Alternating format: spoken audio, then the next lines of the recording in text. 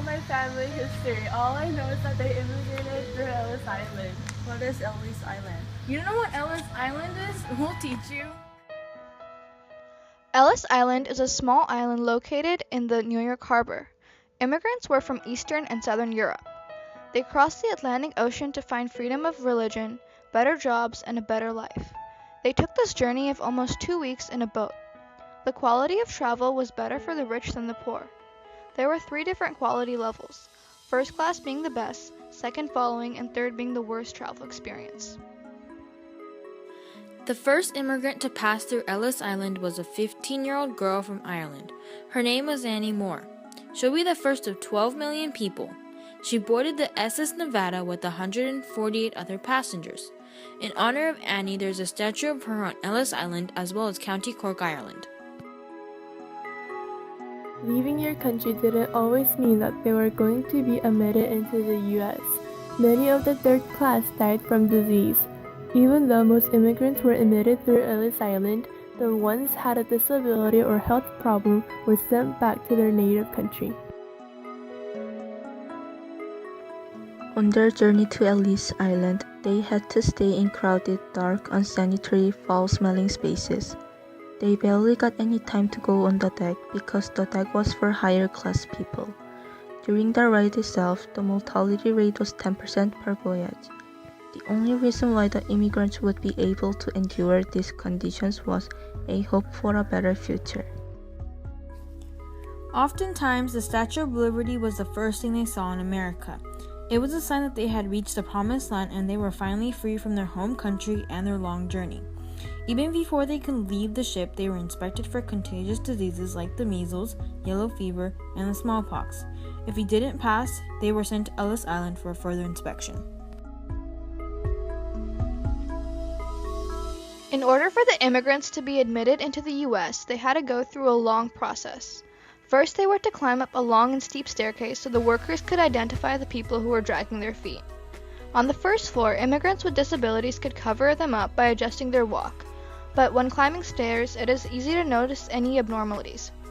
If the immigrant couldn't walk, they were sent back to the country they came from because the U.S. wouldn't benefit from accepting an immigrant who can't even work. Once the immigrants reached the second floor, they were to go through a health checkup to see if they had any health conditions such as pink eye or other contagious diseases.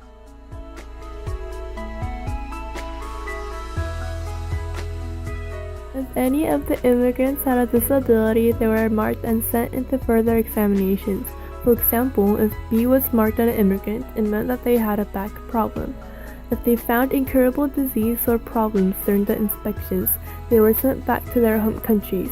If a child was under the age of 12, they were sent back with their parent, and if they were over the age of 12, they had to go back to their home country by themselves. After their physical and mental examination, they examined their eyes looking for any symptoms of trachoma.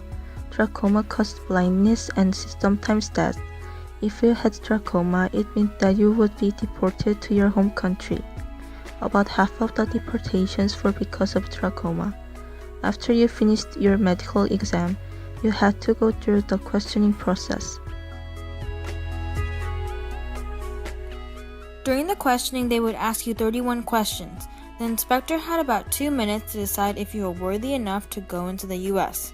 If you passed, you could now enter the U.S. Only 20% were kept from entering the U.S. for medical treatment. 2% of the immigrants that came were sent back to their home countries.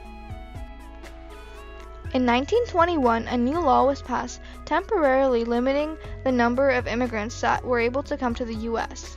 The Immigration Act of 1921 was passed in fear that the immigrants would lower wages of American workers.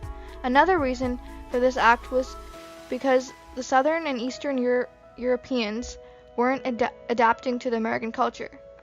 The Immigration Act of 1921 stated that no more than 3% of the already living immigrants could immigrate to America any year.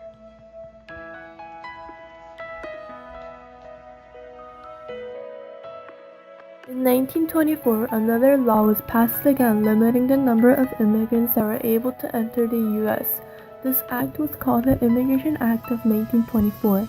They began to only accept 2% of the total number of people from each country based on the 1890 census.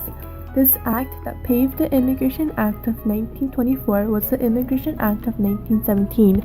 This act made any immigrants older than the age of 16 show that they can read and write. These two immigration acts limited the mass immigrants from Southern and Eastern Europe. Today we face a new problem of illegal immigrants jumping the border. Immigrants from over 75 countries try to cross the border looking for a better life. It is not adults who cross the border of the US, but children. Parents send their children by themselves, hoping a better life for their children. One thing that hasn't changed from the late 1800s and early 1900s is that immigrants come from all over the world looking for a new life. On November 12, 1954, Ellis Island officially closed. Since it first opened in 1892, it has processed over 12 million immigrants. Today, about 40% of Americans can trace their ancestors to Ellis Island. Immigration through Ellis Island hit a peak during 1892 to 1924. In 1984, Ellis Island went through major construction which costed about $160 million. In September of 1990, Ellis Island opened to the public. Today, about 2 million people visit per year, seeing the gateway to the US.